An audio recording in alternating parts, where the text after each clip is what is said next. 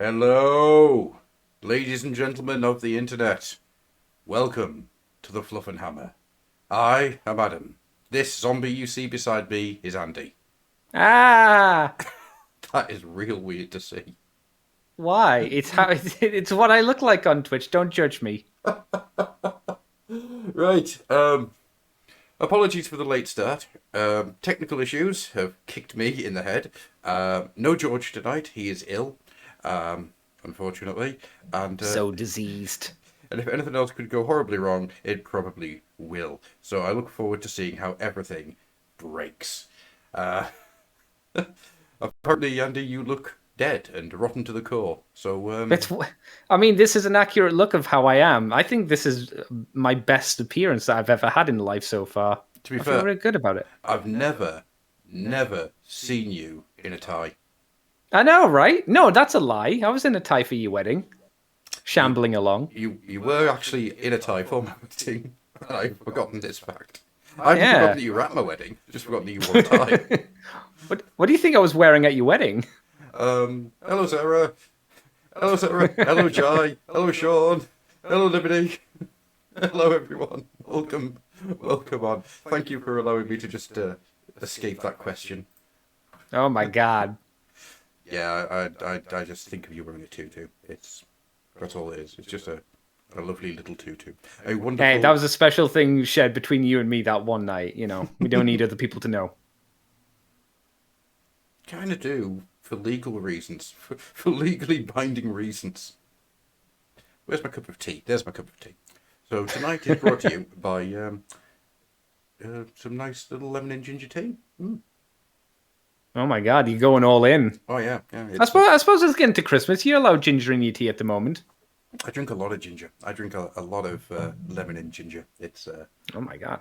It's good Do you get for fresh ass ginger? Do you get that weird, disgusting root and cut it up? sometimes. Oh my Actually, god. in Okay. all Wow. honesty, yeah. Sometimes it's Yeah. you take some ginger shavings and you get a lemon, squeeze it down, and put that into a hmm little colander, and then into the hot water it goes, and leave it to ferment for a while. Yeah, it's very very good for the voice. Do you ever Very get good. like a root? I guess you call it a root. Do you ever get a root of ginger and get some googly eyes and stick it on them?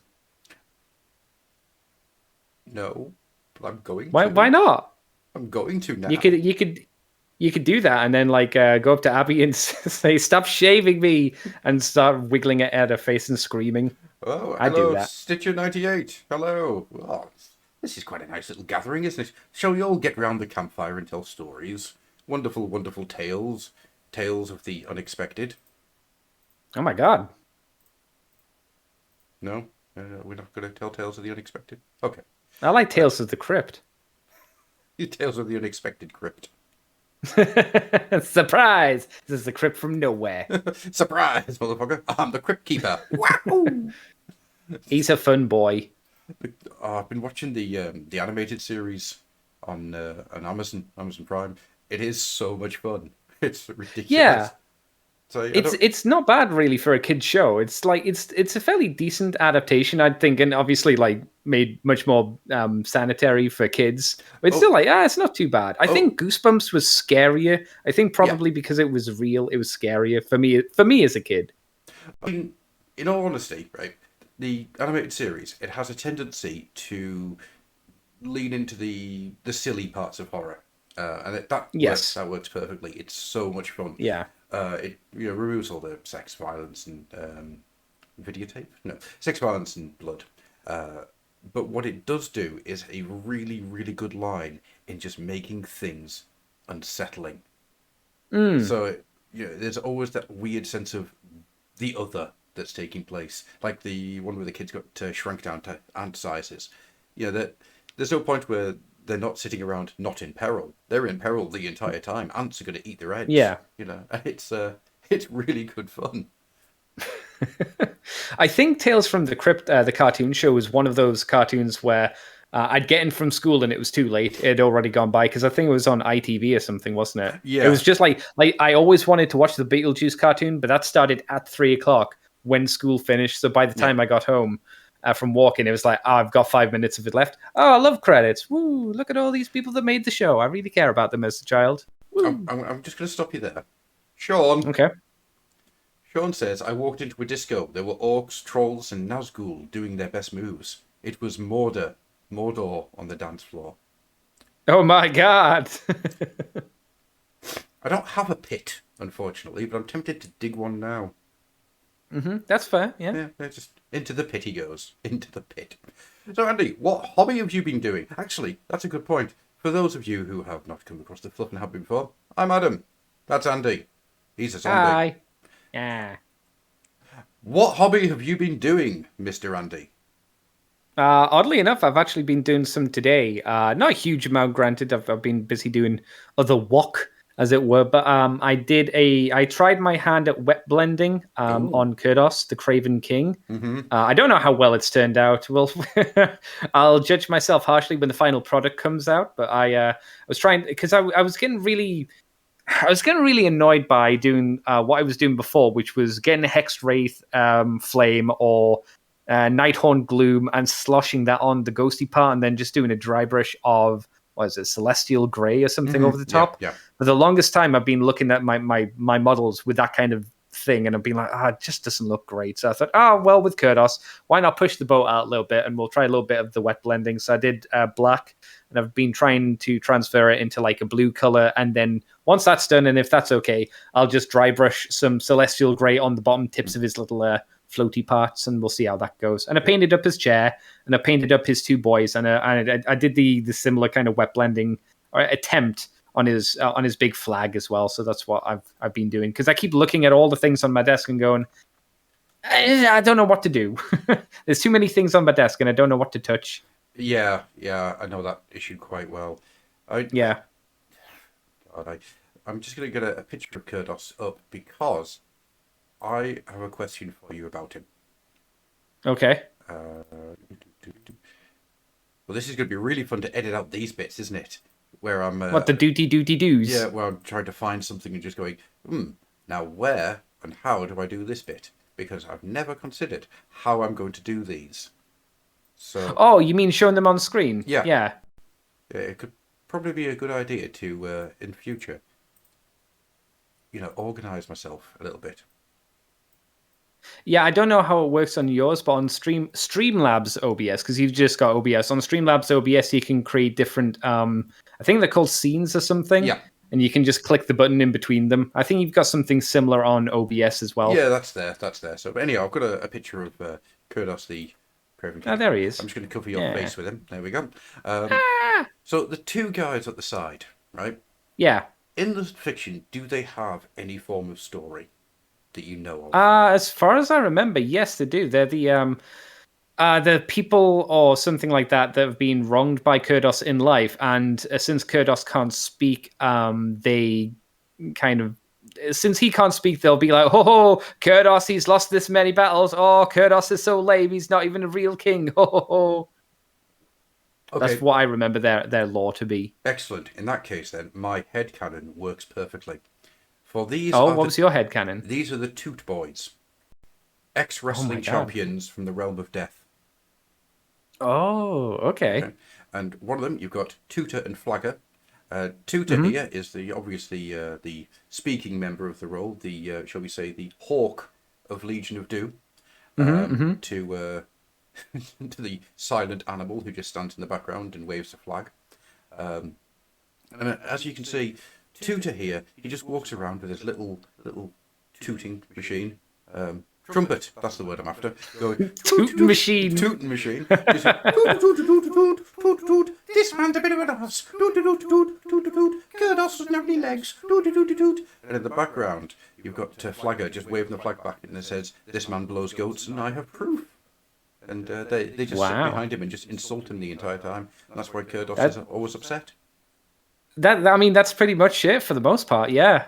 From what I remember from reading the lore, they're there to punish Kurdos. So I'm not exactly sure how Nagash punishes these two, because it seems like they're doing a good job. Apart from being dead, apart from being a insubstantial ghost and having to just follow around this guy who like brutally killed you and whatnot. Apart from that, that's not too. I think they might be his brothers. Or they're related to him somehow. I remember that. Right. Okay. Could they be his sons? Because I think he killed his family members to then become the king, or in turn to try and become a king, something like that, right? Jai asks, Yeah, are chat those two notes. guys just the ghostly equivalents of the Inquisitor dudes hanging off Feridor? Yeah, I suppose so. Yeah, there could be. I'd be all right with that. Oh my god, Jai also asks, isn't that just the trumpet meme?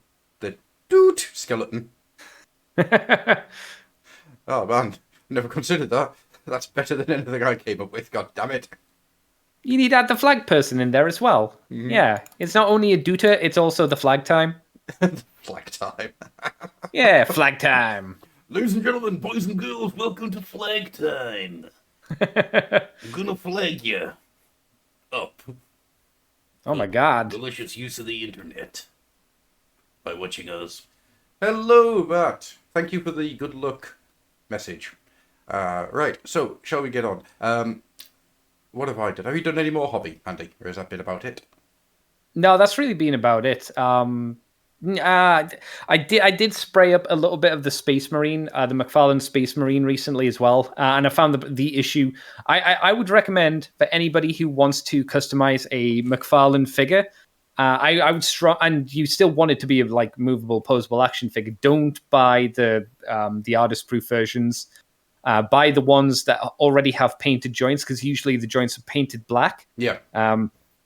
Excuse me. And if they're painted black, it means that when you move the joints, paint's not going to rub or anything like that. If you're painting up an artist proof one, I don't know how to seal the paint in so it won't chip while you move the joints. Because all the time I'm like moving joints, I'm noticing the paint's just going away on the joints for obvious reasons, because it's rubbing away. The only way I've seen online to get rid of that is pull the figure apart and then sand down the joints. Yeah, that's exactly what I did. And I'm like, I'm not willing to do that. That sounds like too much faff. It was. Yeah. I'm not going to lie to you. That was an absolute nightmare. Yeah, it's a problem in itself just pulling some of the Space Marines apart, because I got the one with is it a Hellblaster, the really big plasma cannon? Mm-hmm. Yep. I got him, and I tried doing the whole thing of throwing his legs and his whole torso into boiling water and leaving it there for a bit. I've done that, and I just one of the feet just will not come out of the joints. It just will not. It won't pop at all. I'm like, okay, if I pull any harder, I feel that one thing is going to give, or I'm not going to be able to get it back in. So I'm just kind of leaving it in there. Okay. Did you use? What about you, Gruff? What do you? Did you use the hot water technique? Yeah. Like I say, I threw them into boiling water. But did you leave them in there for a long period of time? Yeah, I heard them screaming. They stopped eventually. That's all right. As long as pain, as long as pain happens, that's the main thing. Oh yeah, well, yeah. You just need to make sure that you don't put your hand in there too soon and get the figures out. Otherwise, you're also the one in pain. Indeed. Yeah. When you put them in, don't leave your hand in there. That's a bad idea. Yeah. But sometimes you need to feel alive at least once, don't you? A little bit. As for myself, I did some streams making some dwarf bikers. So got my squat bikers now. Woo! Which I'm going to just quickly show off to the camera. So I've now got 3 dwarf bikers. Which is rather cool. So I'm happy with them. How old are the molds for the bikes? Though I don't know, they're actually orc molds. They're orc bikes. Yeah. So I don't think they're that old as such. Maybe really 5-6 years. I'm not entirely sure. I'd never seen them before. Okay. I'm trying to think how I got hold of them, because I've had them for a while now. Did you see a child in the street and wrangle him off him and then push him in the road? I would. I think. Memory serves me right. I think I was going to use them to try and do Gene Stealer cult stuff originally, and it was mentioned to me that the Primera spikes would be too big, which is what I was going for, because I wanted like Judge Dredd style bikes. But they were going to be too big for a cultist, so I'm sure that they said use these ones, so that's why I got them originally, and then never did it. You know what you should have done? You should have just burnt all your money and got the resin Custodes bikes, whatever those ones are called. That would have been nice and easy. Then you could have had flying squat bikes. Yes, Liberty. This squat bike was in fact the one that was building when you were on the other day. Oh my god! And you came on with me and George. And then just introduced George to Cult, and that was it. That was the end. We never saw him again because he became far too ill. Hang on, did you say you introduced George to a cult? To the RPG game Cult. Oh, I thought you just meant to a cult. I was like, Yeah. okay. I didn't know that's what Twitch was for these days. That's interesting. Yeah. Okay. We just invite people. We just invite cult members on in order to get George to lead the cult, become the thing that they worship, and then end the world.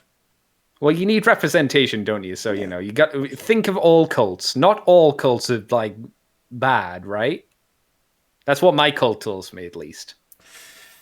Not entirely sure. That's a good sentence, in all honesty. I don't know. I'll need to ask the Grand Leader about this later. The other thing I've done is I put together a Imperial Space Crusade Dreadnought.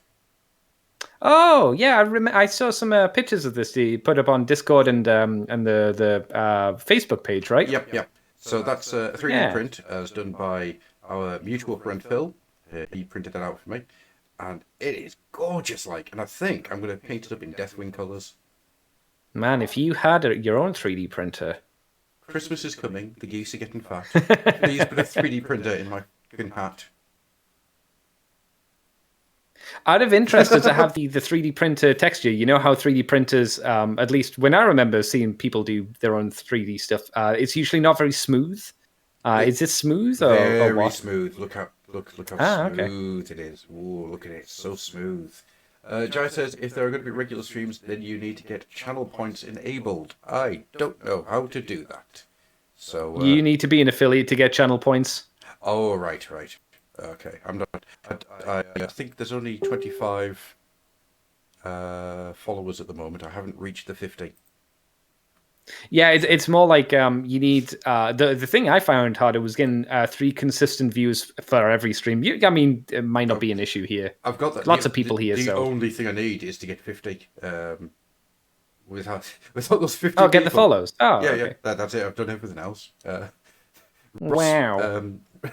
I got Ross to try to lead me through a few different things when I first started moving everything over to Twitch. And Ross, being Ross, is absolutely brilliant, knows his stuff, and he just did everything for me, told me exactly what I need to do, spot on. And then the next day, we hit every single mark on one of the streams. It was like, oh, okay, thanks. That's good. But we haven't hit the 50. So if you have any friends out there who enjoy the Fluffenhammer, come to Twitch, find us, come and give us a look, give us a watch, give us a view. Come and enjoy my face. That's enough enjoying of that. Wow, the privilege on this man having a face when his guest doesn't. You are the faceless, yeah. You had a motorbike accident and now have no face. It must be nice to have a nose. Jeez. What's it like to smell? It's really bad. I desperately need to get a shot. Jesus Christ. Oof. It's not pleasant at all. What else have I done? Not a huge amount. Literally done another layer on my squig, Mangler squigs. Oh. So there's only probably about another 15 hours of work left to do on him. You'll get that done within the next few days then. And started. They look great. Started putting together the next set of squat soldiers. So these are going to be more like a assault. So there'll be all chain swords and everything. I don't know if I've actually shown off these guys. So there's the tactical squat, which is Bolter and Thunderhammer. And these are the heavy weapon squats, so to speak. Oh, I see. Yeah.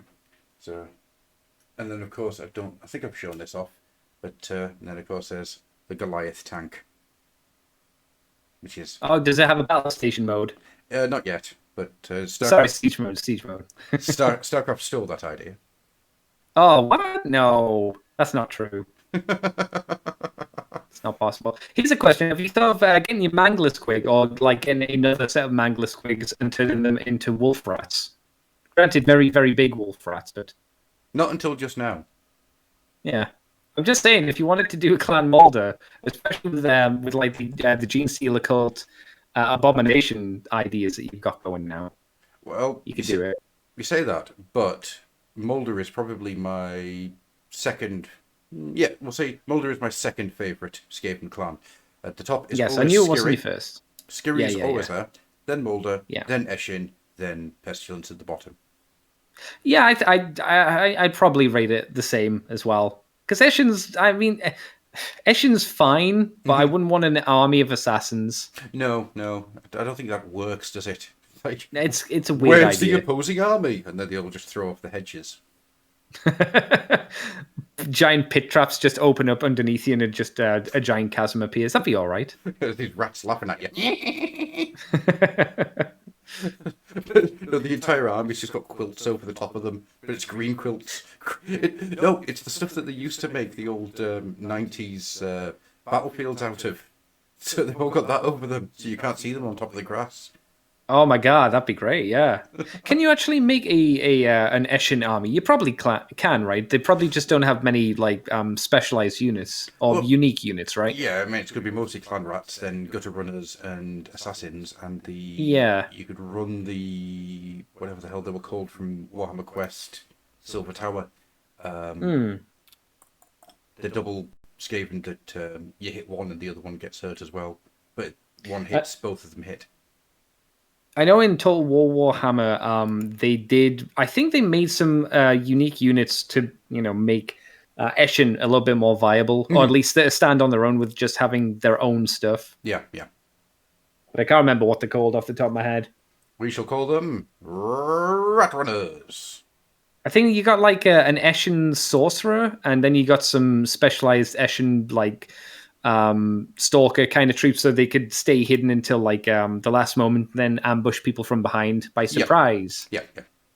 Stuff like that. That makes sense. Yeah. Liberty's asking, are you going to be putting these up on YouTube after recording them? Yes, we are. So the live recordings are literally live recordings. Then I will be editing these and releasing them on the usual things as well. Cut down a little bit for stuff that doesn't work for audio. That's the plan, anyhow. I might just. Oh my god! I might just scream into the void and just go, "Here, have it," and then not bother editing. You should get the wife on board and get her to become your editor. Oh, that would be lovely. Yeah, it'd be great. I don't think Abby's actually watching tonight. No, she's not. So, Abby, you've always wanted to get involved in hobbies. Do you want to edit the videos? Do you want to spend 6 hours of your life editing this? Hell yeah. Well, I mean, this will probably turn out to be like a 2-hour show or so it won't be 6 hours. It'll be 8 hours. Oh yeah, but the editing process usually doubles the amount of time than the project you're working on. To be fair, so you weren't too far off. Doubles, triples. It's pretty much the same. Yeah. Yeah. Oh my god, it always takes so long. I enjoy the process, but bloody hell, it takes a long time. It do indeed. So outside of that, is there anything that's popped up onto your brain of late? Jai says you say 6 hours, but she'd get it done in 30 minutes. Just show you up. Yeah, that's true. She could do it. I believe in Abby. Yeah, probably. So is there anything that's been springing into your mind of late? There's a few things I've seen from the Warhammer community site which has popped up, and I don't know if you've seen them. I mean, have you seen the Red Harvest stuff? No, not really. I've been just keeping my eye on the Total War Warhammer side of things because I've been pooping out loads of trailers at the moment. Mm-hmm. Actually, yeah, they have, haven't they? The Total War Warhammer looks like it's really starting to kick off into lots. That's the no other word for it. Yeah, it's just lots. I think we still don't have like a solid release date on it. It just says early 2022 at the moment, but I'm guessing that's maybe January of. It's probably like February or March since they don't have January down. I'm guessing that they're just farting out the trailers because they have them. They're building up hype, and they're probably grinding really hard at the moment to just try and get everything sorted and finished beforehand. What I don't know is I don't think they're going to have all 4 Chaos factions available at the start. I think they're going to do 4 in total because that's kind of what the standard has been for each of the Total War Warhammer games so far. Yeah. First one was Empire and Vampire Counts, Dwarves and Orcs. Then they built out from that. And the second one was Elves and Dark Elves and Skaven and Lizardmen. And then they built out from there as well. Mm-hmm. So it looks like it's probably going to be Carthy and Tzeentch are going to be the two rival factions, and Khorne and Kislev going to be the next two factions, or in that kind of versus each other. I don't know who the next faction will be, but obviously Nurgle and Slaanesh will get something at some point just further down the line. Yeah, I keep hearing rumors. Right, this is one of the things that keeps happening. No matter where I am, no matter what I'm doing, no matter which area of the hobby I'm looking at, somebody will talk about Chaos Dwarfs and make me upset. And apparently Chaos Dwarfs are rumoured for incoming for Total War. That would be neat. I don't think that would happen anytime soon, though. Like I say, because it'll take them a while just to get out all of the Chaos factions and then force us to fight them as well. Yeah. But then maybe down the line, yeah, like I wouldn't be shocked if that happened. No, just give me fucking big-hatted dwarfs. Please, just give me my goddamn big-hatted dwarfs. Why would you want that in Total War Warhammer, though? It's not a game that I don't think your system can run at all, is it? And you don't like modern games. You hate modern games. It's not that I hate them. It's that I find them very boring. To be honest. But no, I mean, something like Total War Warhammer, I'd love to have a go at, but I just do not have. I just saw Chaos Dwarfs come up in the chat. It's something I'd be interested in going at. My PC will not run it. I do need a new PC. But my God, I just need Chaos Dwarfs in my life. I need just inject them into my veins. Big hats first, please. Give me my kid, please. One day. Please. Well, did you hear the rumor that they're what they call CA, the people that are making Total War? There are rumors, and they've been flown around for a while, but they might be doing after Total War Warhammer. They might be doing something like Total Warhammer 40K. Yeah. They better start calling it Total Warhammer. Because the fact that it's Total War Warhammer, it baffles my head. It's a bit too much. I agree. It doesn't flow off the tongue too well, but I guess they have to keep Total War because that's their series, and then it has to be Warhammer. So it's like you say, does not flow off the tongue very nice. No, it's the like when they created Sonic Generations and they didn't call it Sonic Ages, and I never will understand why they didn't do that. It doesn't make sense to me. Look, you've got it there. It's in the brand name. You can do this. To be fair, are there not enough questions of why did you do this when talking about Sonic just in general? You look at Sonic and you're like, guys, why? I mean, Sonic. What was was it Sonic Generations that came out? No, Sonic Mania came out, and everyone was like, yeah, Sonic. And hasn't Sega just kind of rolled that back to going, oh no, more Sonic games, and they're doing the crappy, more crappy 3D ones. Hasn't that been the case? Yes, unfortunately. Or am I being silly? You're absolutely bang on. They've kind of decided, nope, we're not doing anything else with this. And what the hell's it? Christian Whitehead's company, whose name has gone out my head entirely. It's something Head, Screwhead or something. They are now making their own game. They're doing their own IP. Oh, okay. Oh, these were the fans that made the Sonic Mania, were they? The guys that made Sonic Mania are now making something of their own IP. Which brilliant. Not a bad idea. Yeah, absolutely. Yeah. But it's really annoying that there isn't a Sonic Mania 2, because Sonic Mania was majestic. It was the best Sonic game in decades. And it's really bad to say decades, but it's true. Yeah. Best Sonic game since Sonic Adventure, and that came out in 1999. Yeah, I mean, I'll have to defer to you because I was never a big fan of Sonic whenever he turned 3D anywhere in any form, like on the Sega Mega Drive or Sega CD, whichever one it was. I was like, oh, no, thank you, that's no good. And I kind of kept going back the only time I really played Sonic Adventure was when I was in a Virgin Cinema and they just had the Sega a Dreamcast just out for everybody to play, and I played like a few seconds of it, and I was like, whoa, this feels weird. Don't like it. I did like rolling around at the speed of sound. Rolling around at the speed of sound. Got places to go, gotta follow your rainbow.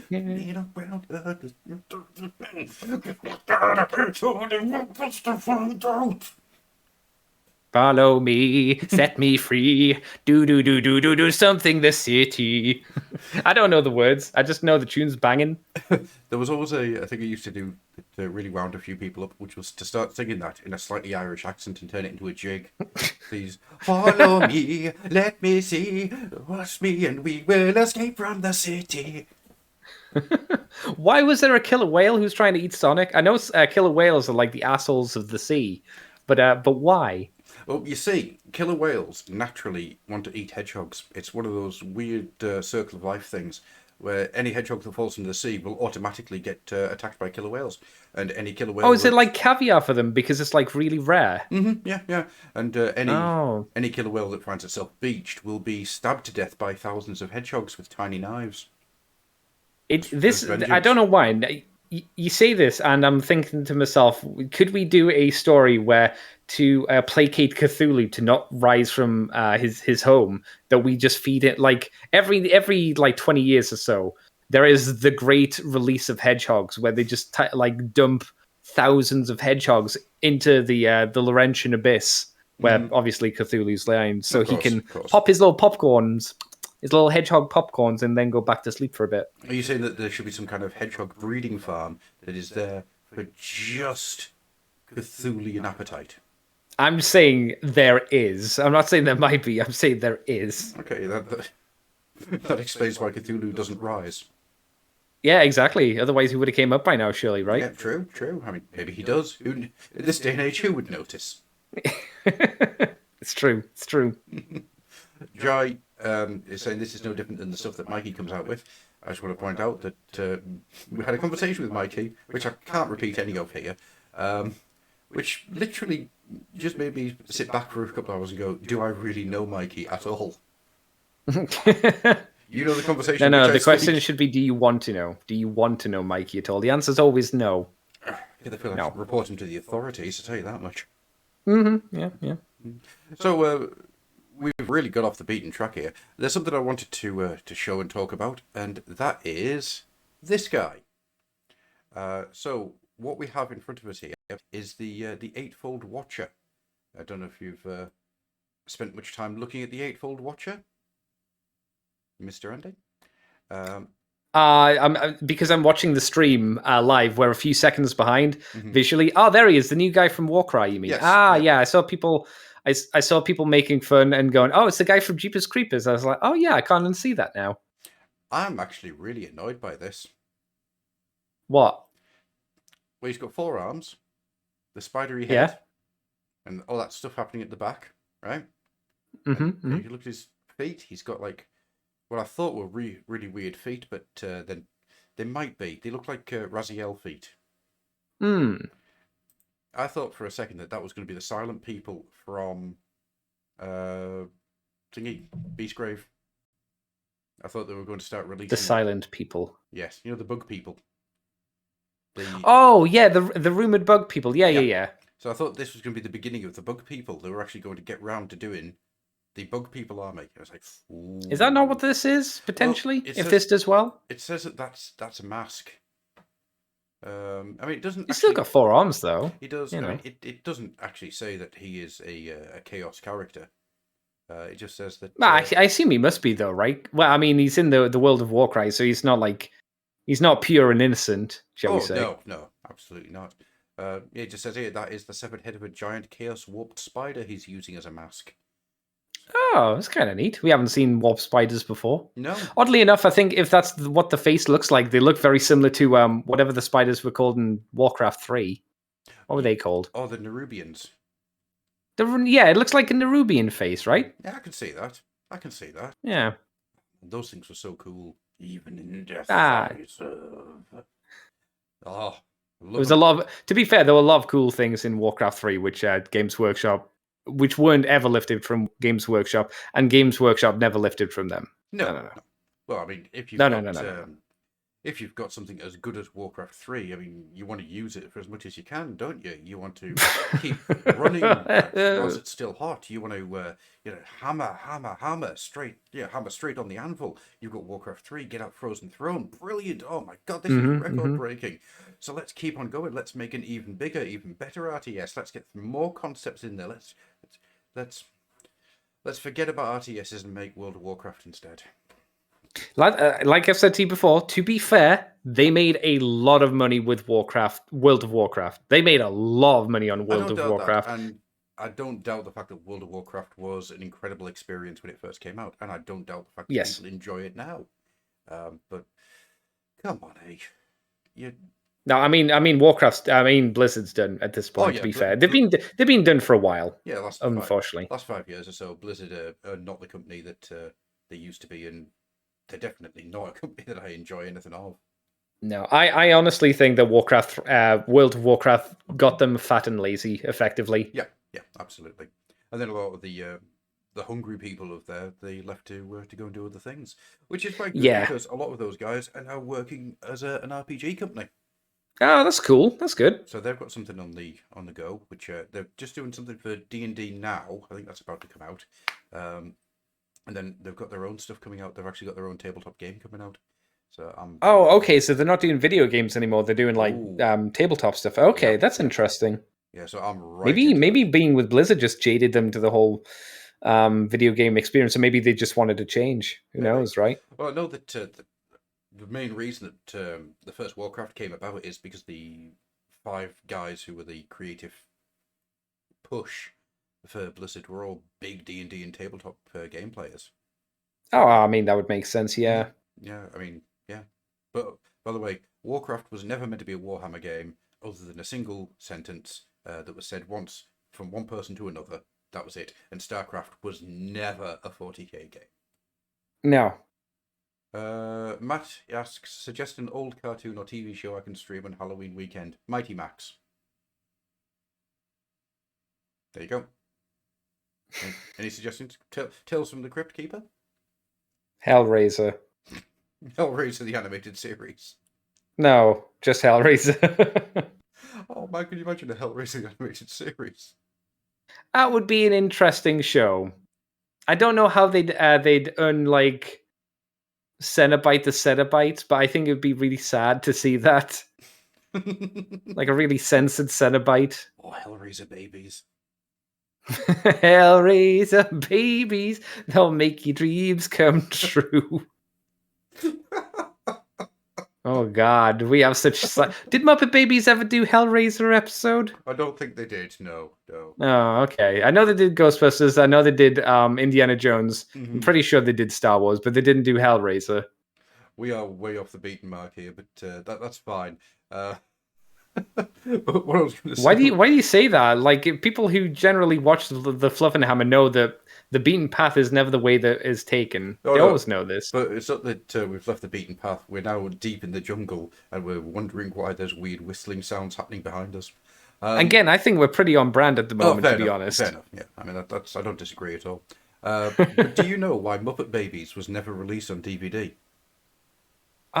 Is it some kind of? I would imagine it'd be some kind of legal issue with the Henson family and Disney, right? No, not quite. No, okay. Not quite. They used sound effects from Star Wars. Oh, okay. Yeah, that's true. Right. So, because of that, Lucasfilm wouldn't give them the rights to get a DVD release. Oh well, they should be able to do it now, then, right? Oh yeah, it's all sorted now, and Muppet Babies should. If it's not on Disney Plus, I'll be very surprised. Unless, of course, people just went, "This was terrible. Why would we do this?" Well, to be fair, if it was like if they didn't have Muppet Babies on Disney Plus, it would probably be the reason of Disney not ever using the Muppets to their fullest and always pooping on the Muppets, unfortunately. Ooh. Which they've been doing for years since Jim Henson died. Yeah. They've never respected the Muppets, which is a real shame. No, it is a massive shame. I love the Muppets. Yeah, they were great. Yeah. I think there was also like Indiana Jones music and stuff got used as well. So.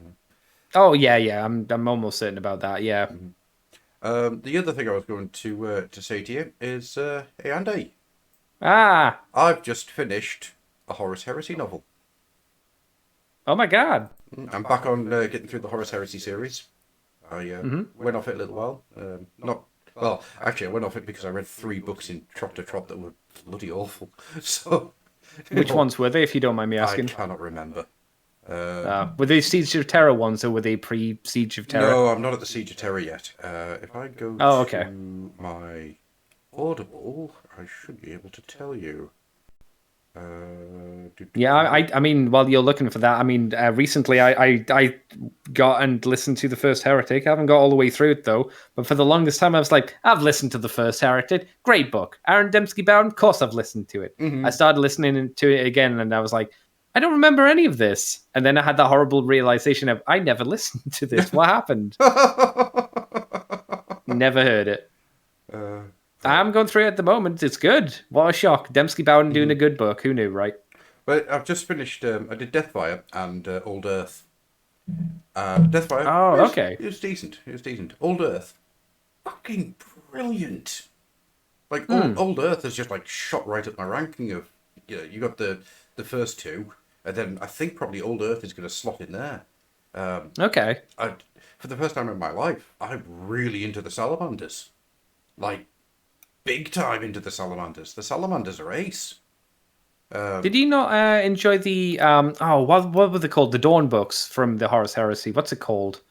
It's not for Dawn. It's like it's got Dawn on the front with a hammer as he's screaming. Mm-hmm. I can't remember the names.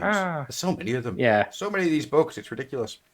But I mean, yeah, there's one or two of the Horus Heresy. Who knew, right? Yeah. How long's that series been going on for now? 10 years more? It must be 10 years. Has to be. Whew. Has to be. Yeah, a decade. lots of books. Yeah, so many books. Coming to the end now. But yeah, there's a few things in Old Earth I really like. I mean, they make a dreadnought terrifying, like legit terrifying, and it's wonderful. I'm so happy to see a dreadnought being given its due rather than just being another thing. Yeah, and also here is a dreadnought, having this thing like coming out of the bay and just like opening fire, and oh no, that's not good. That's not good at all. That's sore. That's painful. But what do you think they're gonna? What do you think they're gonna do? Black Library wise, once the Horus Heresy is all tied up, because that's gonna be. That's a massive output.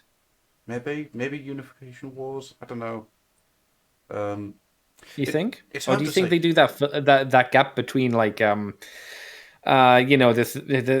5 million Black Crusades that Abaddon does, or just the general? Maybe they'll do like a siege aftermath.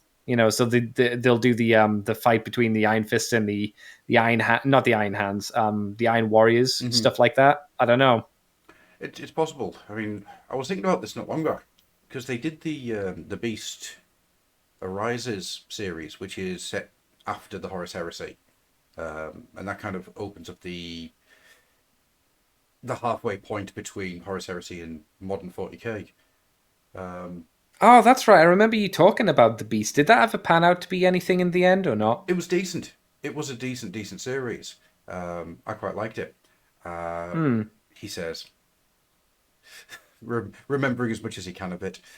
It's been a while, and I need to reread. I need to go back through it again because it has been a while since I went through it. The 12 books, yeah, they're absolutely fine. I quite enjoyed what they did.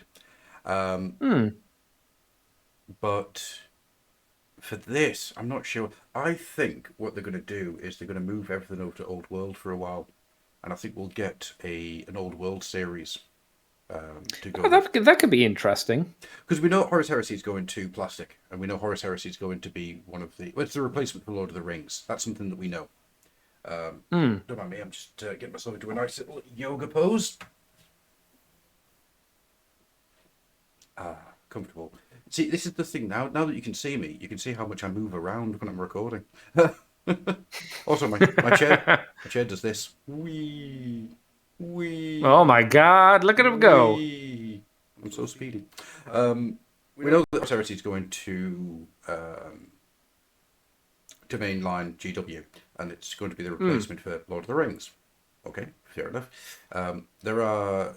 We know that Old World is going to be Forge World, which will be interesting.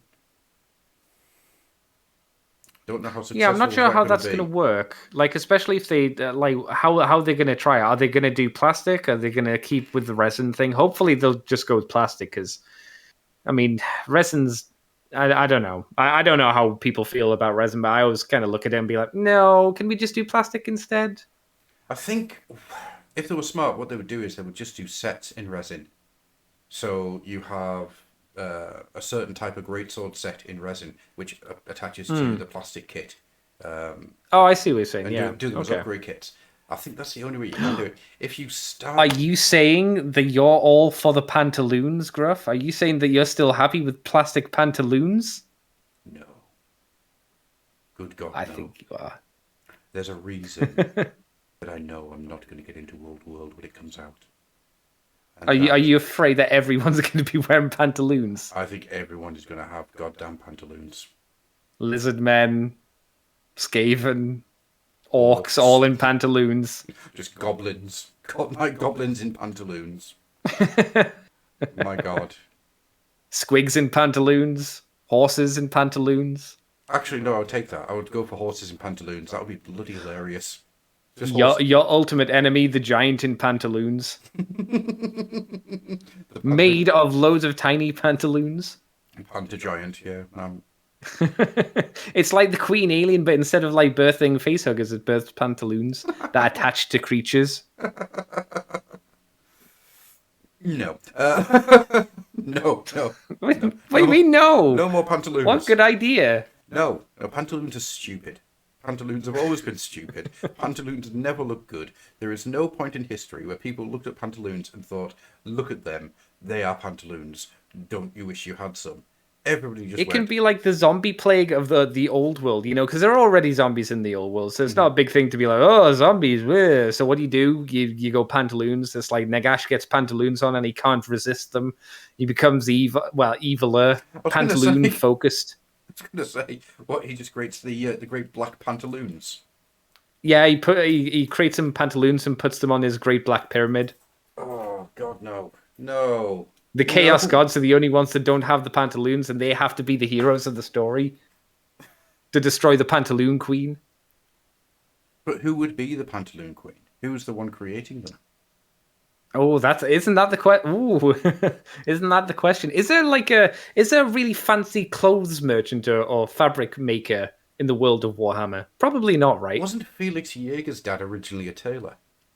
Oh, he was a merchant. He became a like merchant Felix later. comes from a big merchant thing. Yeah, or like his grandfather was a tailor originally or something. That rings a bell. Yeah. You could do a story, like you could do a prequel where, like, you whether it's Felix's dad or someone, they create some pantaloons and maybe some woo woo happens with some magic and some warpstone. Warpstone's the key to everything. Of course, yeah. Does everything. Yeah, these pantaloons just start wandering around by themselves and just attacking, attached to people, absorbing all and sundry. Until they get to like Volkmar the Grim or like a really powerful wizard, and that's when shit goes wrong. Right. I need to find some pantaloons to show people what I mean by this, because I don't think people are understanding the hatred that I have for these pantaloons. Mm-hmm. I don't understand the hate. I mean, they're breezy. They let your bits fly left and right. So what's the problem? There is, I think, when they're okay, when they're a decent size, it's not so bad. But there are certain miniatures where the pantaloons are so big that they look horrendous. They look so uncomfortable. It looks like you'd just be crushing your own testicles just to walk forward. Okay, they don't sound like pantaloons though. They sound like skinny jeans at that point. Well, it's just that much. Right, so you type in Empire pantaloons and you get some pictures I was not expecting. Are they Rule 34 pantaloon pictures by any chance? They're not Rule 34. They're actually kind of good, to be honest. Okay.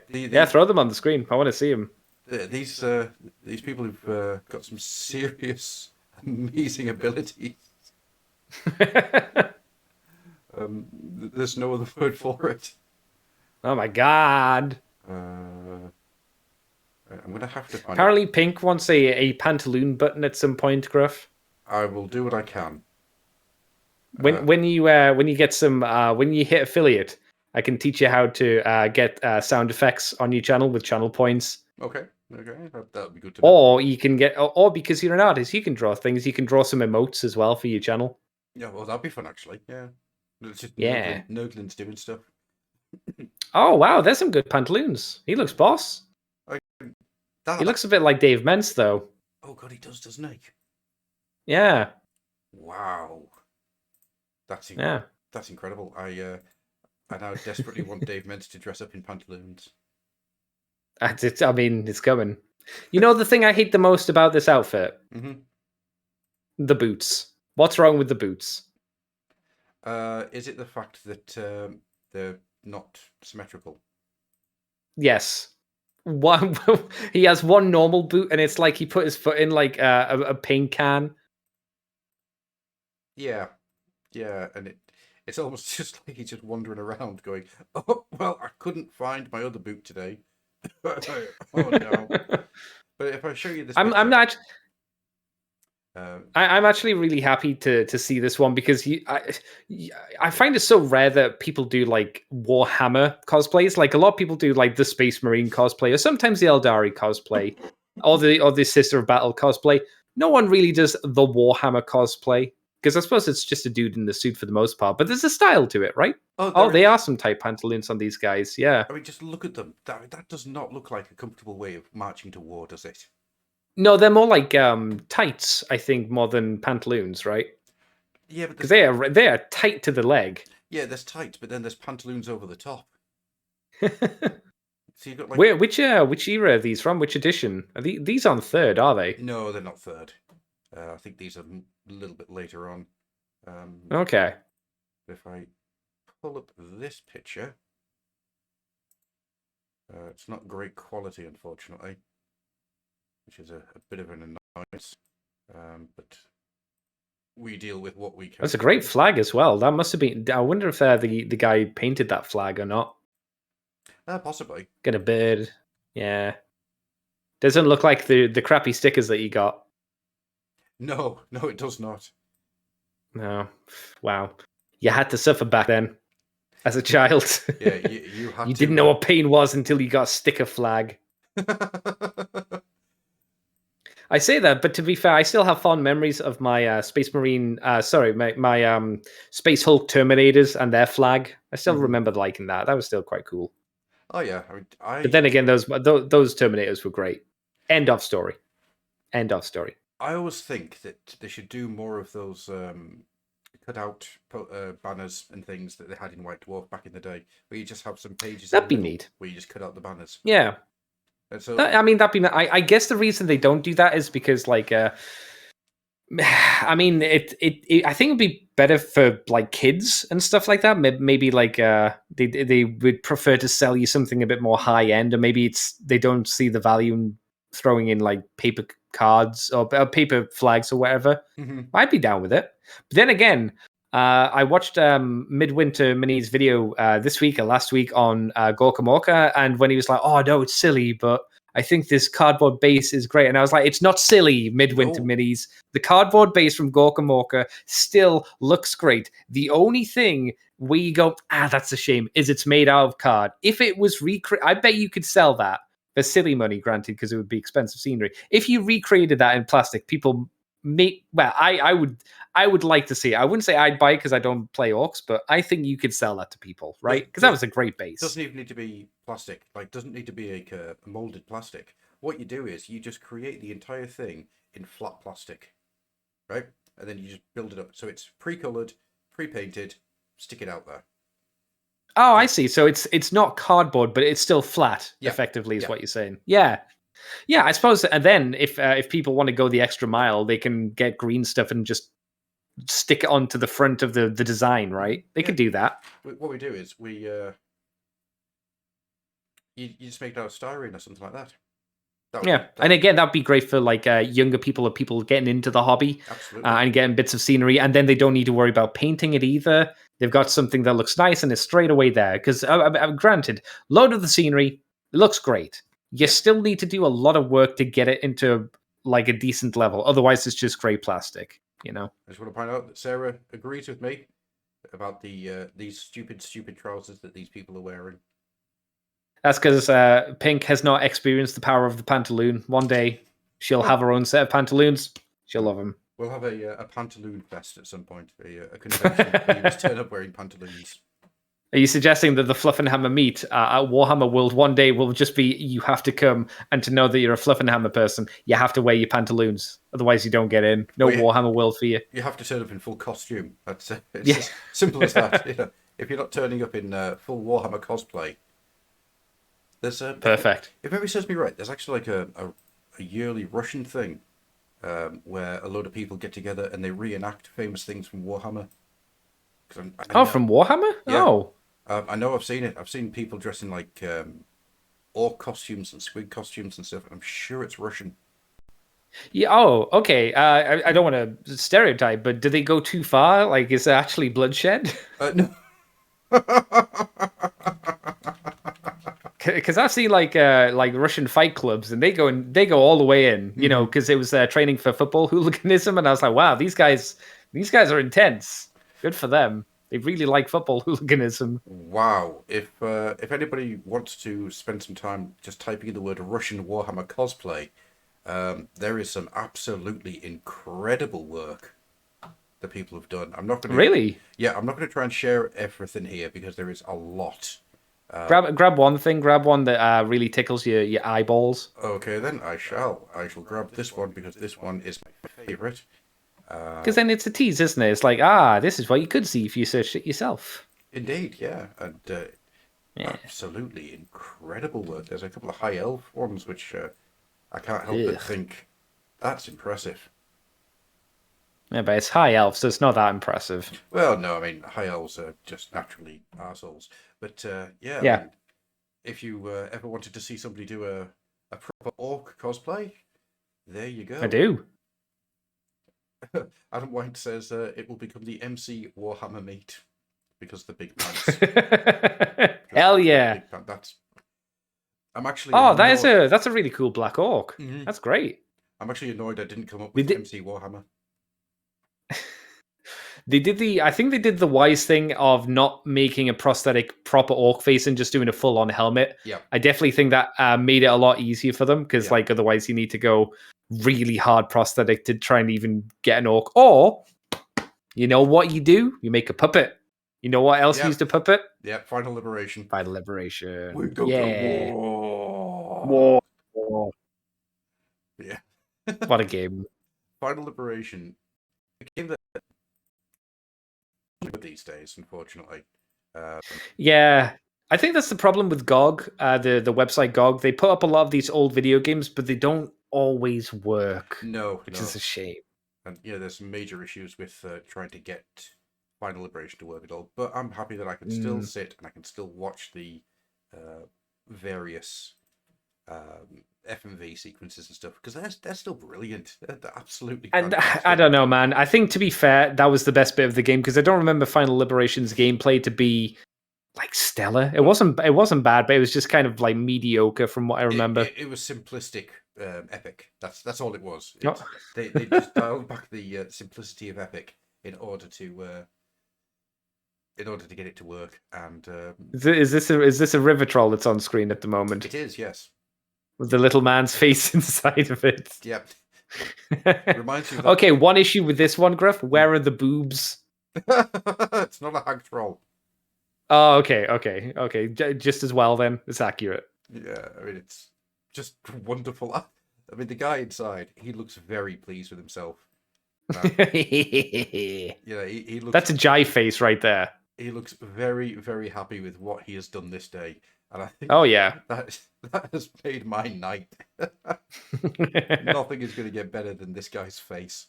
As he just. I like the back. I know it's silly, but I like the back wall as well. It's very orky. It needs a bit more like paint to the plywood just to like tie it all together instead of it just being plywood. Mm-hmm. But it's solid. It looks good, orky. I like it. Yeah.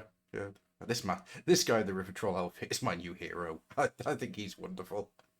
So it seems like the Russians are the ones like doing decent like Warhammer cosplay. Like I said, whenever I've seen like pictures or images from a what's the Warhammer? Is it just Warhammer Day? It's just Warhammer Day, right? Yeah. Yeah, it's again, like I say, it's a really good high quality Space Marine or multiple Space Marines, really good high quality Sister of Battle, sometimes a Commissar, and then that's about it. I'm like, Yeah. You never get I think anybody dressed up as Sigma. didn't we get 1 year, or didn't we at one point get the sexy female Gene Stealer cultist? That sounds Didn't familiar. someone do that? Yeah, that does sound familiar. Yeah. I seem to remember just looking at it and going, oh dear. I must resist joining a cult. Must not join the cult. And we're back to earlier on where we were all joining Liberty's cult. Exactly. Well, George was. Well, I think we're all... Or had. Well, George joins Liberty's cult, and then we all find ourselves following George. Oh my god. And then that's it. We're all part of the Star Children. I'm glad we've managed to get the Twitch thing working tonight. It seems to be going okay, right? Yeah. I'm learning as I go. There's lots of stuff that I'm having to keep an eye on. A lot of things. This episode is very slapdash. There's no two ways around it. So I apologise if it doesn't seem that we're doing much as we normally do. It's purely because I am learning how this thing works, and yeah. I think I've got it down. I think things are working. I think I understand how it all happens now. So that's good. Yeah. It takes a bit of time just to get used to it, that's for sure. It does. But, learning software and whatnot. Yes, because that's what you have to do. Whenever you start something new, you have to learn it. And I am very set in my ways because I've been using Skype, Audacity. Yeah, that's pretty much it, isn't it? Skype and Audacity for the last, 10 years now? Yeah, pretty much, yeah. Jeez, really? Has it been that long? Something like that, yeah, something like that. 2009, I think. Because we both started podcasting around at the same time, didn't we? I was only a few. I think Moonbase was only a few months before. For your show back in the day. Yeah. Before the Oil House. Yeah. Much between them. Is there anything that jumps out at you that you'd like to talk about? Warhammer wise? Yeah. Well, what about the new Warhammer Day figure or figures? One which is very boring and one which is very cool. See, that's quite an interesting one. So, I think that Warhammer Day figure says a lot about 40k. Which one, or both of them? Both of them. Oh, both of them. Okay. For 40k, you've got a Primaris Lieutenant who, to be totally honest, doesn't look that different to any other Primaris Lieutenant, and I am sure that you can make that figure using parts out of a Primaris box. He's got a shield, so that's. I don't think they've done that before, right? Ha ha ha.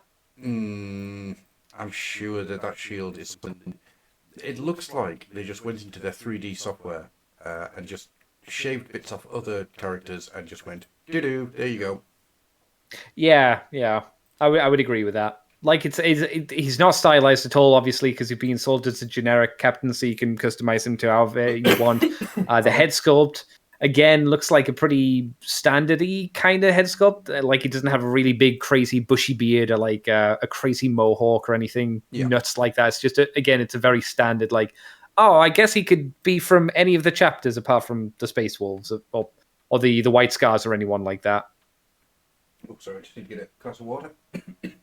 No problem. Why don't we get a fancy dude with a really big beard or something like that? That'd be nice. I'd like that. Yeah, just something that pushes the boat out a little bit. Something that just looks like something special.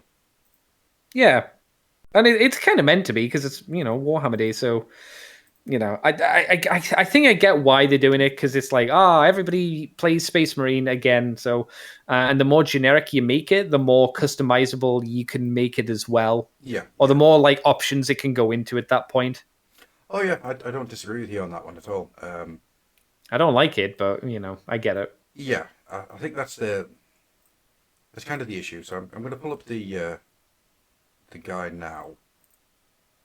Now that I've stopped choking.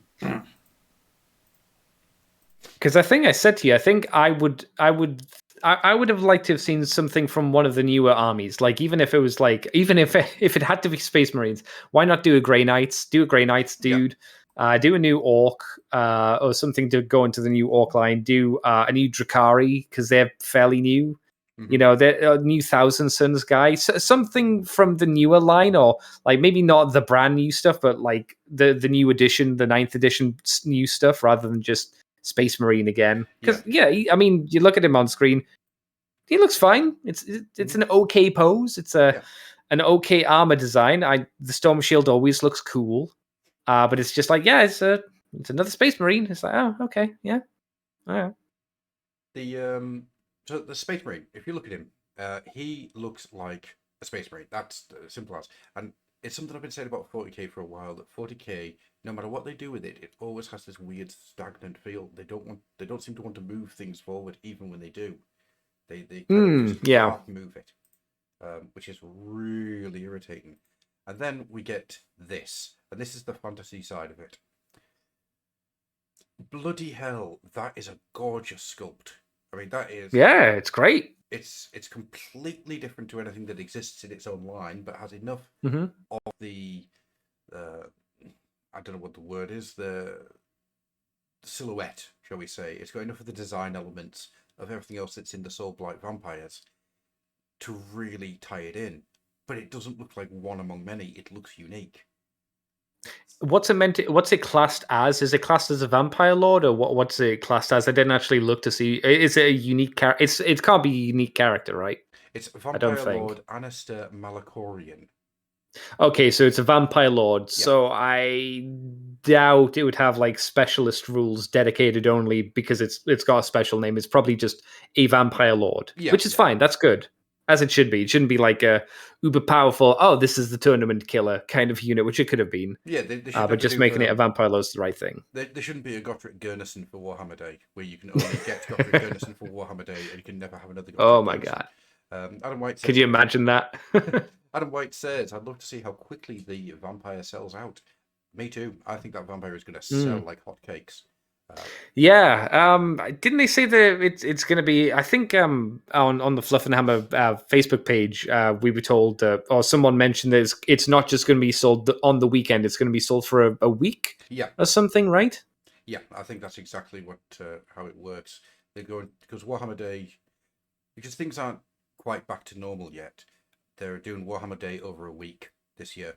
Okay, and doing a lot of things thereabouts. Also dice and stuff apparently as well is coming. So cool if you like dice. Oh, really? I like dice. I think the best dice have been the squig dice, mainly because you could just make them into squigs. Yep, which people did. I still don't have them. Oh, you don't? You don't have the squig dice? Oh man, so that's technically that's a type of squig you're missing for your squig collection. Oh god. Right? Oh, you son of a! Had you not thought? Wait, I thought that's what you were getting at. No. I'm sorry. I never thought of that. I just wanted squigs. I never thought about the squig dice that need to be. For those of you who don't know, my plan is to own one of every squig. I want to have one of every squig ever created because squigs are ace. And they've been around for years, and I've actually got probably the most difficult to find ones now outside of the Forge World ones. Squigs are just wonderful. I mean, they're just so cute. Yeah, just there with their big faces screaming at you in the dark. They're a fun time. They're a quintessential Warhammer creature. Quintessential. Yeah, so much so that loads of other companies keep knocking them off. So definitely, yeah. I keep thinking to myself, should I get squigs from other companies, or is that just weird? I mean, if you complete your collection of squigs first, then then sure, why not? I'll never complete my collection of squigs. There's too many squigs. No, not true. Not if you're dedicated. Not if you believe. If you have faith, you can get there. Tell you what, because I don't like the Primaris very much, we'll just replace him with a squig. Yeah. There we go. Yeah, I'm gonna have to get this vampire. It looks great. Looks very cool. Mm-hmm. a very stereotypical kind of vampire, in terms of its pose. It's not doing anything crazy, but I really do like the collar around it. The big collar works very nicely. Yeah, I like the story it tells. It's got this real Nosferatu look, but this like almost like a sense of delicacy. Yeah, it looks like it would walk up to you, say really nice things to you, and then it would just bite your head off. Yeah.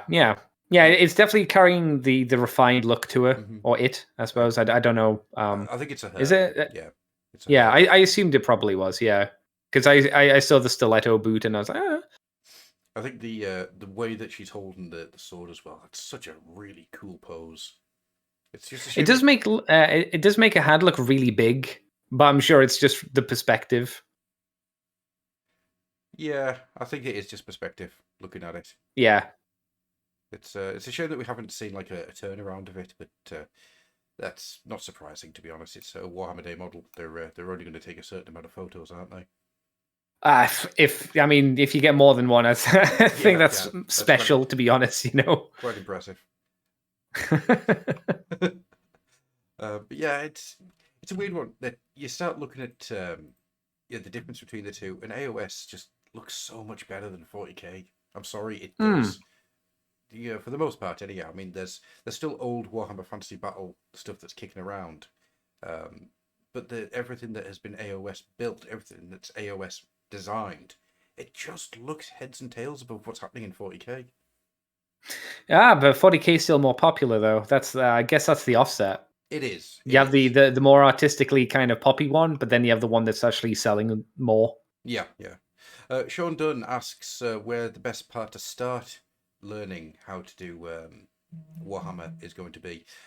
Right here on the Fluffenhammer, of course. If you go to the Fluffenhammer YouTube channel, you'll find that I've done a load of audio readings of lots of different short stories. You can go through them, find out what jumps out. I've also done a couple of series, Mapping the Mortal Realms, which is the history of AOS, and Suffer Not the Alien to Live, which is little brief overviews of every race in 40k. You can go to them and enjoy them. Oh my god. I think the best one I ever did to them was the Necron one, because I worked out how to do a really dead monotone voice. So I did the entire thing, and then did it again with the monotone voice, and then slipped it between the two halfway through. So as it was going on, the voice got more and more monotone and more robotic as it went. Oh, that's cool. Yeah, I'm that's really nice. happy with that effect, and no one's ever commented on it. Ever. Maybe they just thought you were getting bored, like reading it. Maybe that was it. I'm never bored when reading. God damn it, I enjoy. Oh my god, I enjoy reading. That's not true. You just said that there were some bad Horus Heresy books that made you stop reading the Heresy. It's that, and I have a child.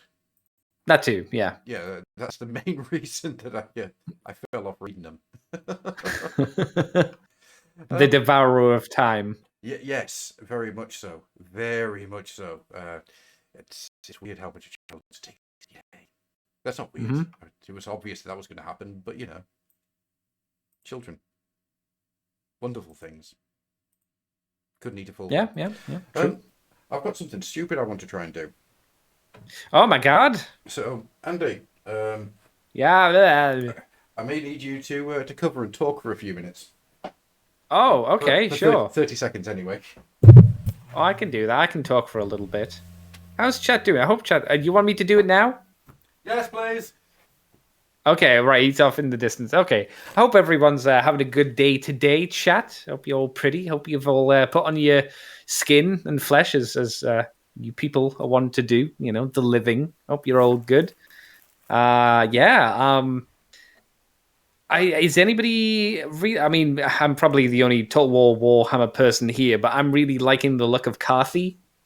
It maybe drifts a little bit into stereotypical Chinese, Japanese aesthetics, but I really like the lantern blimps that they've got going mounted with missiles. I think that's cool. The fact that the lady can turn into a giant dragon. I assume that power is going to be like limited. It's going to be like Malice Darkblade, when you can turn into his demon form, that's on a timer, and I assume hers is on a timer as well. Oh, Jai asked, what's Andy's thought on Fiendish Feet? Do you mean the new? You must mean the new ones. I'm guessing, Jai, the newest ones that are coming. They look great. I never liked the taste of them, like the OG versions. I wasn't a big fan of the flavor, but the new Fiendish Feet toys, artist toys, they look ace. They look so good. I'm shocked that they're doing them. Yeah. Hello, you're back. I am. I found my book. I put oh my god! I put it somewhere, and then forgot I put it there. So that was What's annoying. It is. Is it the Realm of Chaos? It is. Oh, I was right. I saw the red book and I was like, "Oh, is that Realm of Chaos?" So what we're going to do, Andy? Do you have the ability to write something down? I do. Shockingly, yeah. Excellent. What we're going to do, Andy, is we're going to make a Chaos Champion. Oh my god. Okay.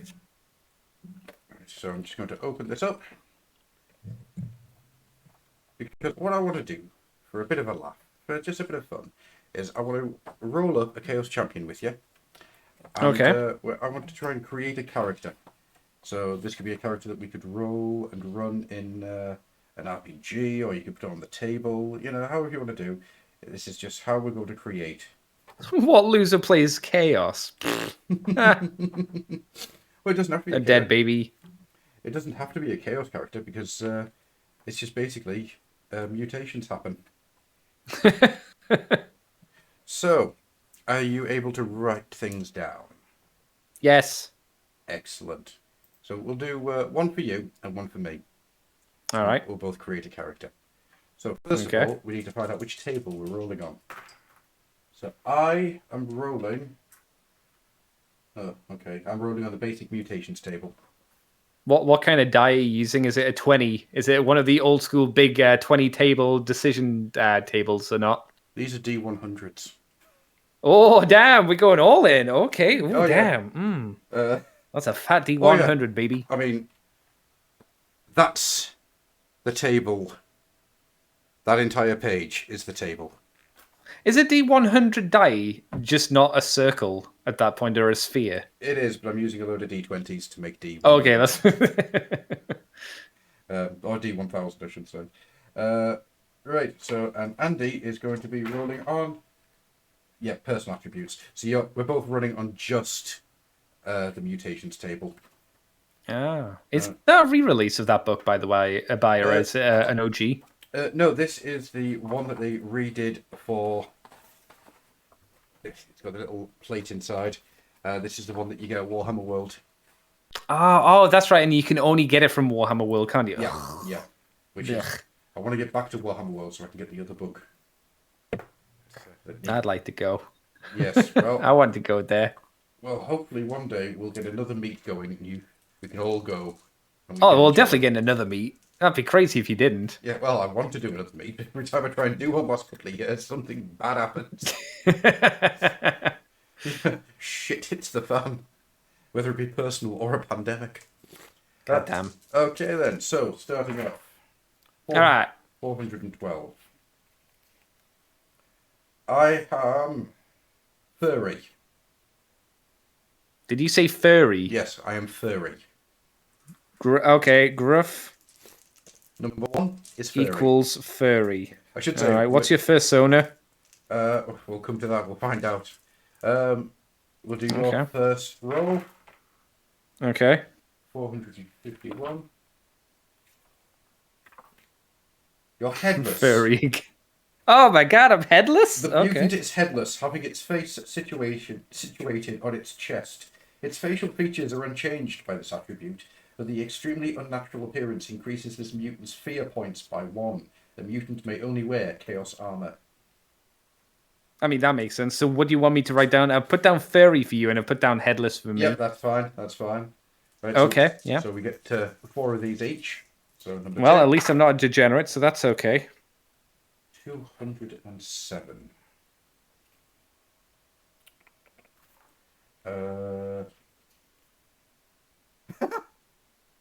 Brightly patterned skin. I have... Sorry, what kind of skin? Brightly patterned. Oh, brightly patterned, okay. So I now have to roll a d12. Bright pattern. 6, 7, 8. I have Skin. tiger stripes. You have what stripes? Tiger. Tiger stripes. Oh no, you're a furry with tiger stripes. So you're a tiger. Oh no. This is Okay. not. This is not going the Meow. way I was hoping. Okay. Right, Andy's next one. 704. Do I get a fancy hat for my headless body?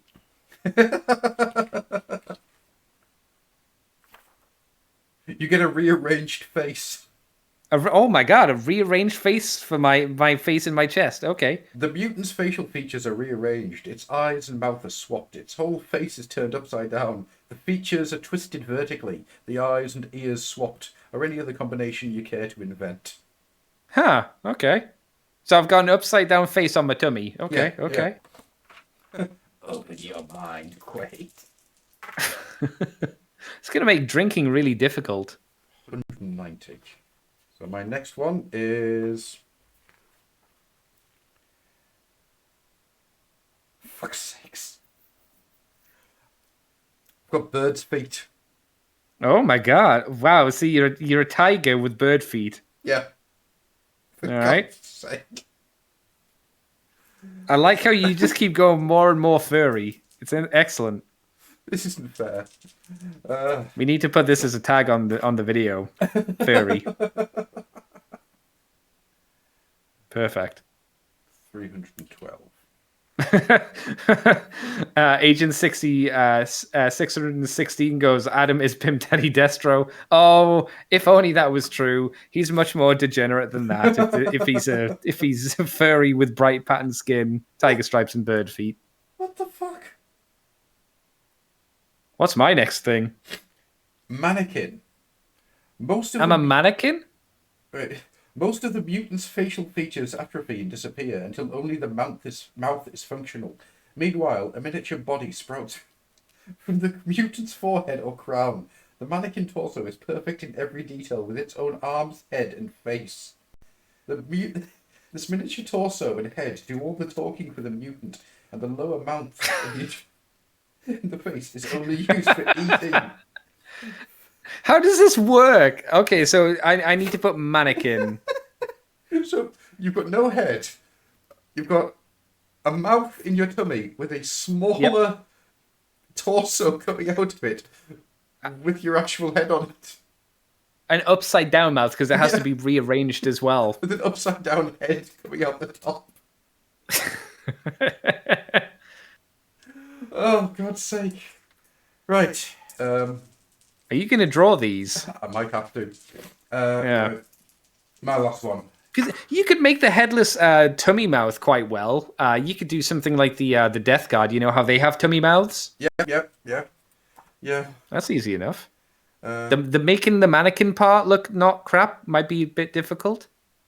Right, what are we on? Okay. That's dominant. That's not what we want. Come on, cat head. Come on, big penis. Oh well. That's not a problem. What's up? No problem at all. So my last one is a silly walk. A silly walk, okay. The mutant develops an extremely odd method of walking, taking ridiculously short steps, single steps forward and back in a single stride, hopping on the spot in between steps or whatever. Reduce the mutant's movement by and fear points by 1. Well, to be fair, that makes sense. You do have bird feet, so your movement would be a bit weird. Yeah. Mm-hmm. Yeah. So as I hop with my furry body. With tiger stripes. With tiger. You're going to be coveted by someone who kills you. Right. And his last one. 205.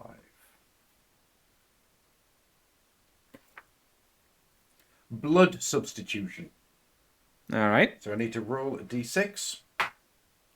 5. Molten metal. Your blood is molten metal. Cool. Increase the mutant's toughness by 2 whenever the mutant is wounded. Molten metal jets from the wound. Any opponents will take 1 strength 3 hit. The molten metal will also ignite any flammable substances. When the mutant is killed, it will explode. It's a shame he didn't get 6, because 6 was electricity. I don't know. I think you've rolled a pretty decent character for me, and someone in a furry suit for you, which is kind of sad. So tell me the story of your character from that role. God, I like. Yeah, I'm not Where like do you a even story begin? crafter. What? Where do you even begin with that? Well, with it has to be Zinch related, right? Yeah, I could see that. It has to be like, otherwise, how would I don't see any other god bestowing a mannequin jutting out the forehead of a creature without a head, which is a contradiction in a sense. Because where's the forehead on a creature without a head? Is there an even smaller one coming out of that one's forehead? Yeah, it must be like out of the top part of the chest, I guess, because that's where the face is meant to be before we erase the face. What about you, Gruff? What was your story be? What happened to your guy? So bloody hell.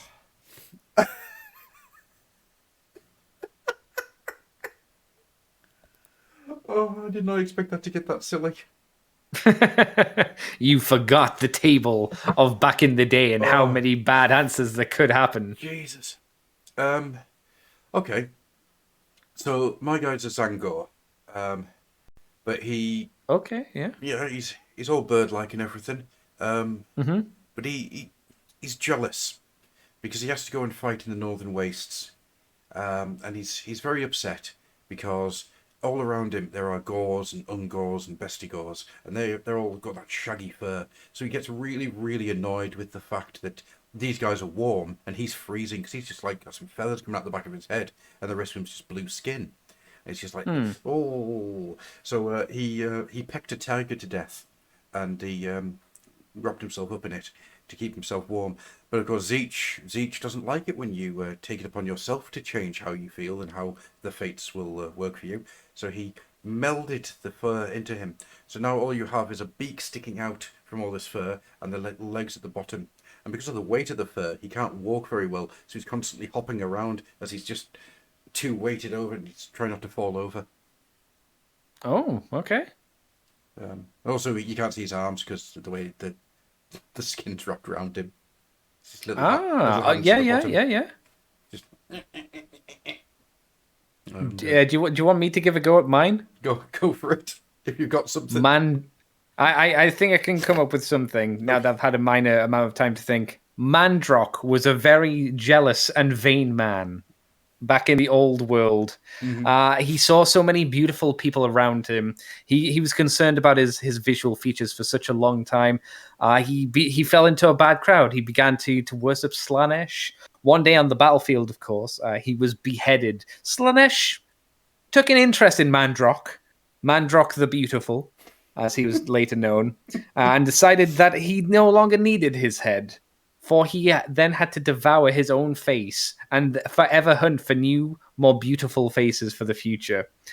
He realized that he then could not speak to the people of the world.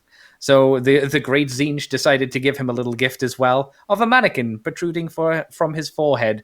However, it was not a beautiful mannequin. It was the most ugly mannequin that you could have ever seen. This was a horrible fate of Mandrock. His blood boiled to the point that it became metal, a raging hot hurricane that one day might erupt from Mandrock and consume him. Huzzah! Huzzah! Oh, there you go. I enjoyed that. That was a good story. That made me happy. Mandrock the Beautiful. Oh, dear God. Oh, right. His head was delicious, by the way. He enjoyed it. Right, I think that might be the perfect way to dismount this episode. Oh, perfect. Okay. I think that's the perfect time to get off the hobby horse and sit and weep with my furry body. You've got to draw these characters up. You've got to think of a character name for yours, and you got to draw Mandrock the Beautiful. And then in the future you can show them on a Twitch stream and put them onto the main screen. Let people see what they say. His name is Quacknor, with 4 Quacknor. R's. Quacknor. Of course. And he is the Zangiorian Lord of Ducks. Oh, okay. Yeah, he doesn't like ducks. Just that's what Zeech did to him. You're gonna have to do another one of these, I think, for when George comes back. Mm-hmm. Well, George is a natural writer, so he should be able to come up with something glorious. I think just doing things out of these little books to end shows with is quite a nice way to end things. Yeah, I'd agree with that. Yeah, I've got a fair few of them, to be honest with you. So, I mean, at some point we could try and do like a couple of Gamma World creations. I don't know. Okay. I told you about Gamma World. And how no, I whenever I hear Gamma World, I think of the Hulk. No. So Gamma World is basically, you know, when they switched on the Hadron Collider. Oh yeah, right. Good times. Yeah. It brought all possible dimensions together at once. And it crushed everything together completely. Just so anything that can exist does. And so when you roll up a character, to give you an idea, what they did with second or third Ed Gamma World, I can't remember which, they made cards. So you just picked cards to create your characters, which was quite a fun way of doing it. I just have printouts of the tables and just do it that way. I rolled up I can't remember exactly what I rolled up, but basically it was an Elder God stuck in a Dodgem tank. It was a little Dodgem with tentacles and everything coming out of it. Called him Nylon the Tank. And he was a star god full of tentacles, and he was lodged inside a Dodgem. Okay. And so another guy who was a 7-foot dustbin squirrel who had the power to open up his chest and fire squirrels from another dimension into other people. Would they also fire smaller squirrels from their dustbin? No, it was just a one squirrel deal. You didn't. Okay. Because I think he rolled like a Bigfoot, and he also rolled like feral, and it was just enough to make a squirrel. So did he have a limit on how many squirrels he could shoot? No. Like, was it based on how, like, if he shot them, would he then need to eat more because it's like, I'm burning calories doing this? No, because it was a portal in his chest to a squirrel dimension.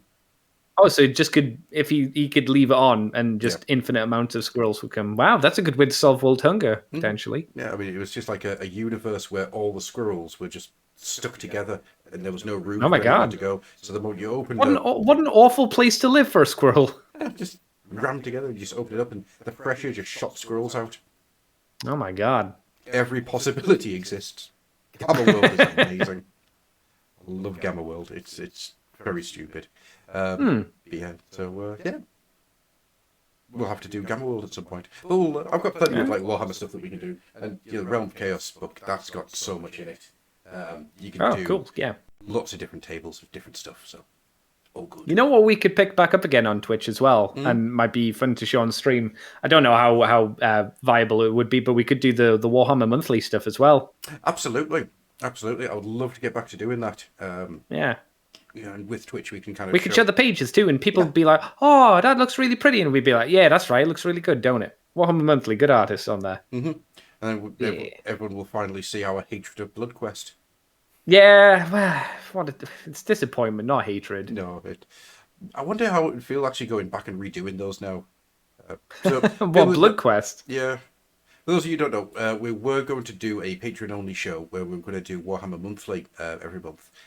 We started that, and the plan was to get 10 of them or so in the can before we start releasing. Give us that's right. Yeah, big chunk of things.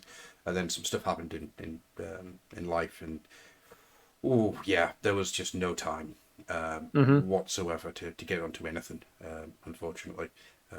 Which still isn't that much time, but there's a bit more now to be able to do stuff in an evening. So we could possibly get back onto doing that. That would actually be a load of fun. I do want to try and get some like Underworld gaming and some Talisman games in as well. Try and get that'd be nice. Yeah. Try and get some people playing Talisman, because I think that would make a very fun stream. So, with all that being said then, Andy, do you want to pimp yourself out, use zombie?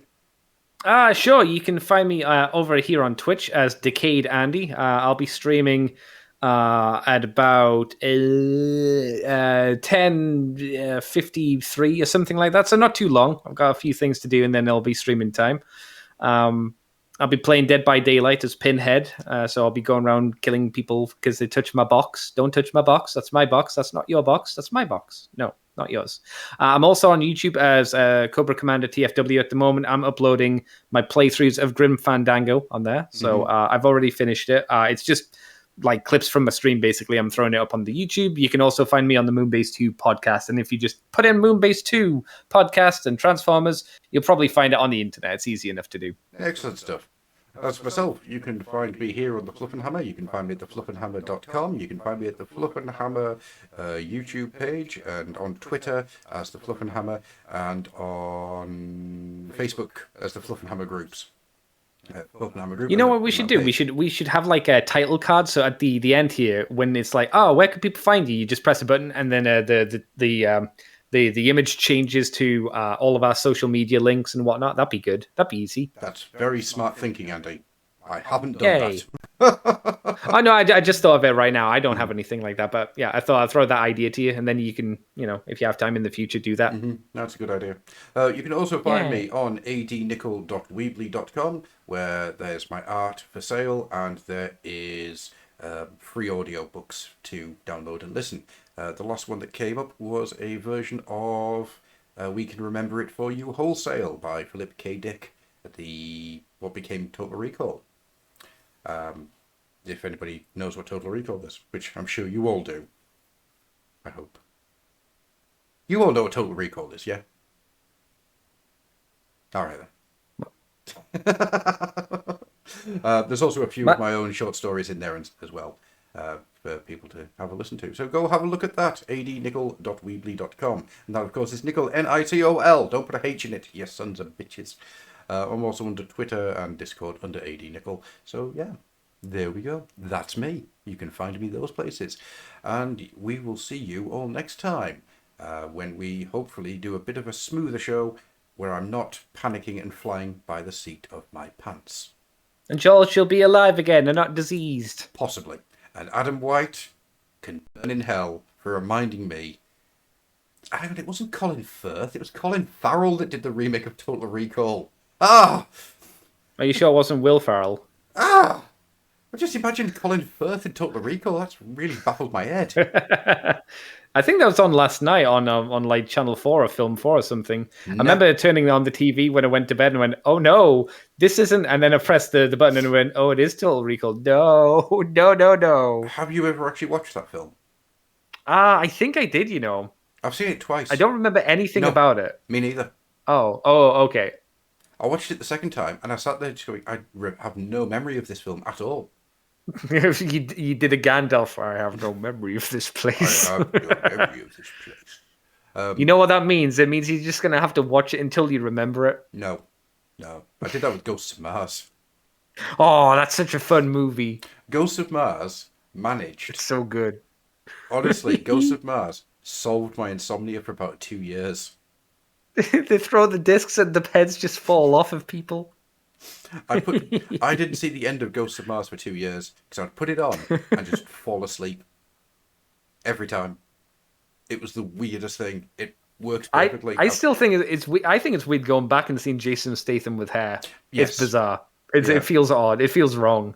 It's got what's her name? The lady from Species as well, hasn't it? Oh yeah. She was. I mean, you could tell she was a stellar actress when you watched that movie, couldn't you? I keep wanting to rewatch Species because I do remember it being good, but then I remember how grimy it is, and it's like I think it's mostly good because of the boobs and the softcore sex rather than anything about the good storytelling. Right. So what you're saying is that 16-year-old me really liked it, but 40-year-old me is probably going to be a little bit like this is a bit grimy. I mean, I could be wrong, but I'm pretty sure that's why I liked it when I watched it. Yeah. I can't remember anything like, whoa, this movie's so rad. I was just like, boobs. Woo. Agent 616 says, is that the remake where they never go to Mars? Yeah. They never go to Mars. It is. One of John Carpenter's less good films. One of his worst, I'd say. It is one of his worst. Indeed. So let's get out of here then, because Andy will have to get himself ready for his own streaming, and I will have to go and see my wife and say hello. Oh my god. So thank you very much, everyone, for taking part, and thank you for listening. As I say, hopefully next time it'll be a little less slapdash, because I now know what I'm doing. Yeah. Woo! Excellent. Take care, everyone. Bye-bye. Bye.